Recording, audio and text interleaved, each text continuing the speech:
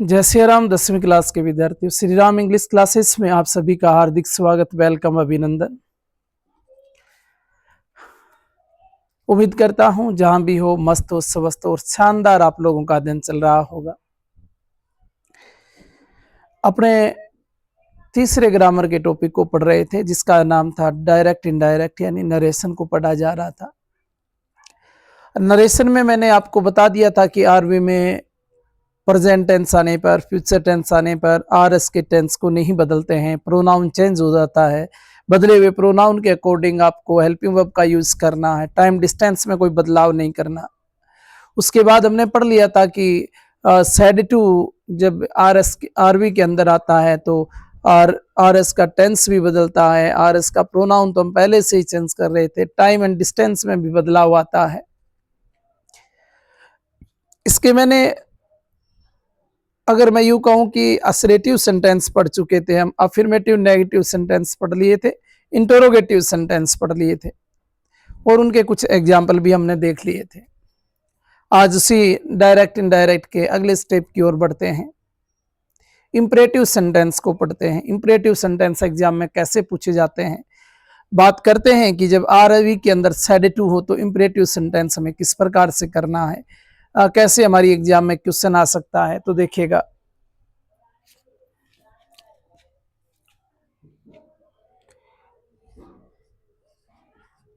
Class 10th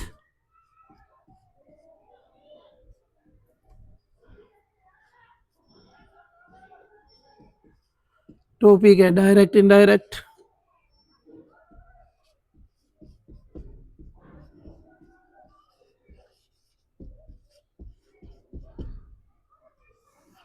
सुनना, इसमें इसका क्वेश्चन जब आएगा, किसका, इंपरेटिव सेंटेंस का क्वेश्चन जब आएगा तो कितने प्रकार से पूछा जाएगा और कैसे कैसे पूछा जाएगा।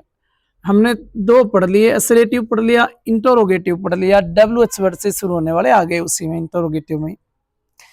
तीसरा देखते हैं इंपरेटिव।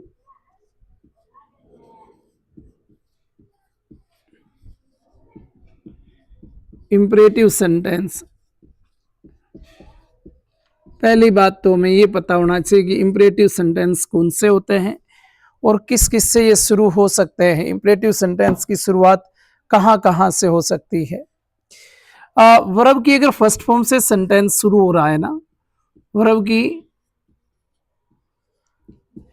फर्स्ट फॉर्म से, तो वो इंपरेटिव सेंटेंस है। डू या डू नॉट से अगर सेंटेंस शुरू हो रहा है ना, डू या डू नॉट से, डू या डू नॉट से सेंटेंस अगर शुरू हो रहा है तो वो इंपरेटिव सेंटेंस है।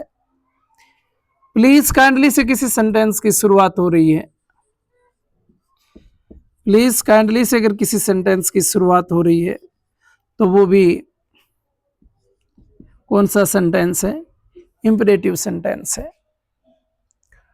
इंपरेटिव सेंटेंस में सेड टू को किस में बदला जाता है, ये बात भी अपने करेंगे।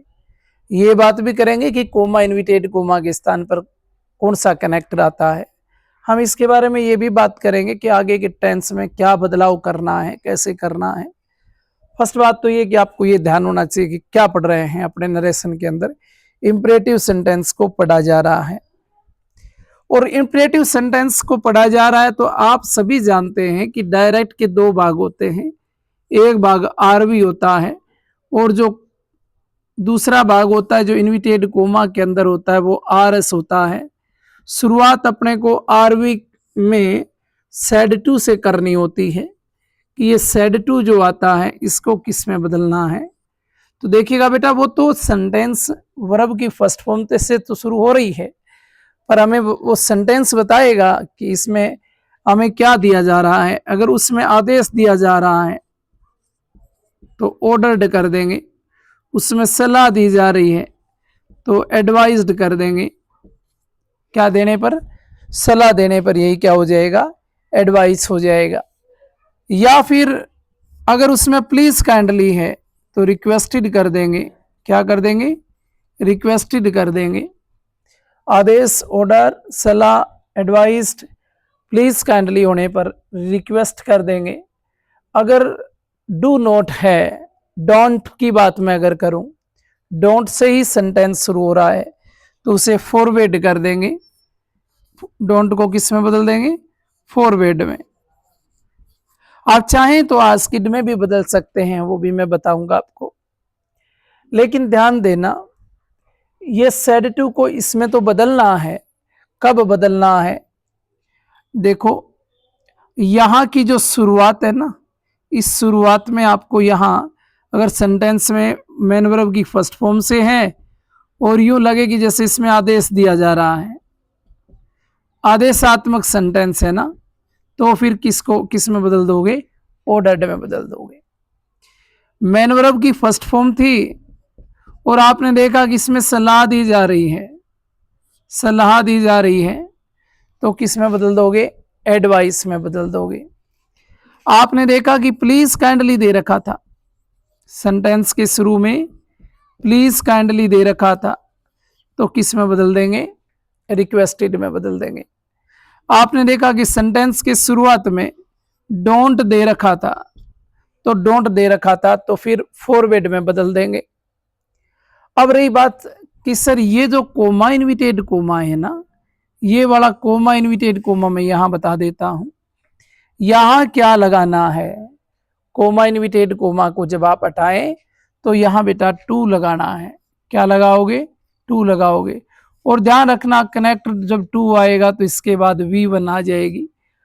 ऐसा नहीं हो कि टू लगा दिया आपने लेकिन उसके बाद अपने पास्ट कर दिया या वर्ब की सेकंड फॉर्म बना दिया। नहीं, टू के बाद वर्ब की फर्स्ट फॉर्म आएगी।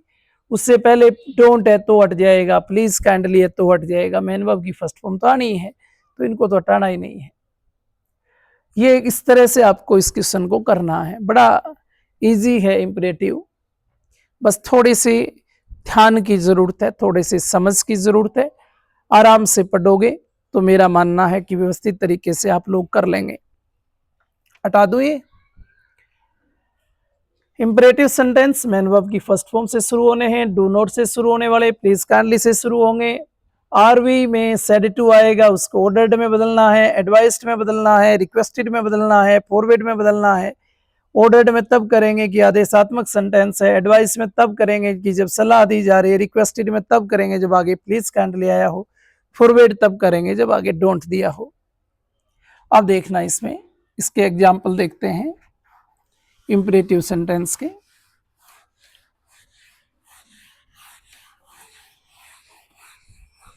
आसान है, बस एक बार आपने समझ लिया तो बाद में आपको दोबारा पढ़ने की जरूरत नहीं है। एग्जाम्पल है जैसे the doctor said to the patient,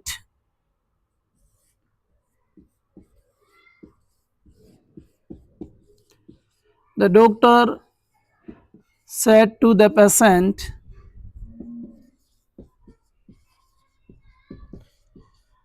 comma inverted comma take light food,